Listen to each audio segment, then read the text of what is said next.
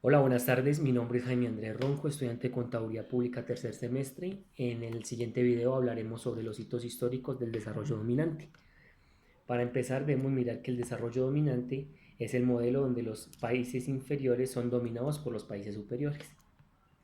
A los países llamados superiores son aquellos que aprovechan sus recursos para generar más riquezas y un crecimiento económico. También aprovechando los recursos de estos países inferiores para generar más crecimiento económico. En el siglo XVI se da el descubrimiento. Es allí donde se clasifican los países como inferiores y superiores, aún llamados bárbaros. En la actualidad todavía vemos que hay países que se clasifican así. En el año 1533 se da el Tratado de Versalles, donde llega la conquista también. Esto mostraba que los países superiores iban y saqueaban las riquezas de los países inferiores y ellos mismos las procesaban y volvían y se las vendían al mismo país que sacaban los recursos. Esto se puede ver claramente aquí en Colombia, como vienen, sacan el café, lo exportamos y nos venden a un precio súper elevado también lo que es el petróleo, todos esos recursos que son exportados. Entonces tal vez no hemos mirado cómo podemos aprovechar esos recursos para nosotros, para que Colombia crezca económicamente. Por otro lado, eran llamadas los países periferias. Entonces a estos países era donde volvían y llegaban todos esos recursos para, o sea, sí o sí tenían que venderlos otra vez allá donde fueron sacados. En el siglo XVI vienen las razas inferiores, negros, mestizos, indígenas, y allí es donde se habla de un término que era blanquear la raza. Esto quería decir que algunos países controlaban con cultura y religión, eran metidos en países inferiores. Aún todavía vemos eso. Muchos países, por decirlo así, no tienen autonomía para mirar qué es lo que les sirve a ellos, qué recursos necesitan para ser un país desarrollado.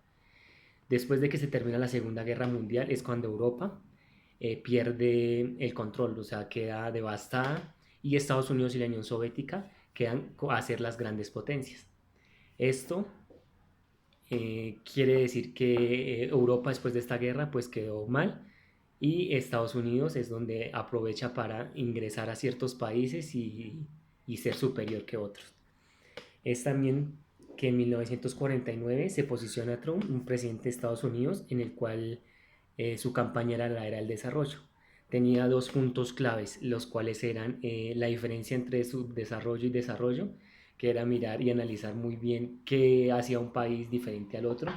Y él decía que los países en desarrollo no deben ponerse activos para terminar el desarrollo y no permitir que otros países vengan y exploten sus riquezas. Es por ende que allí vemos que todavía se, se ve que hay países que definitivamente aprovechan los recursos de otros y pues la verdad no aprovechan los recursos que tienen ellos mismos. Por otro lado, en 1960 la teoría del despeje era mirar qué países en vía de desarrollo necesitaba capital. Ese capital era para invertir en tecnología, en mejor desarrollo, en, en mirar económicamente cómo podía crecer y cómo podía volverse un país desarrollado. Es por eso la importancia que vemos actualmente que hay países que aún siguen siendo dominados por los grandes.